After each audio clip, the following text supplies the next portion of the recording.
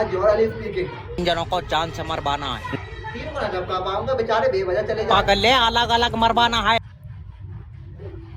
हाँ हो कितने जाएगा। पैसे लेगा? 40 लाख। क्या बात, पहले तू अपने घर के काटेगा? जी बताओ, वो तीनों तुम्हारे लगते क्या है? तीनों दोस्त है? नहीं। अरे यार दोस्त है यार तो खुशी है। दल्ले खुशी तो ही लेकर भाग गए। अच्छा तो बता बाकी के दो क्या लगते तो हैं? उन दोनों ने पैसे लिए। प्यार में जीने होंगे। एक ने गला पकड़ा, दूसरे ने लात मारी।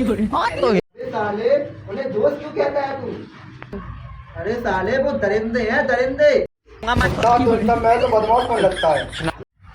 हमें यही लगता है खुशी बदमाश है। सही कह रहे हो उस्ताद तुम। देखा आपने लापरवाही का नतीजा है।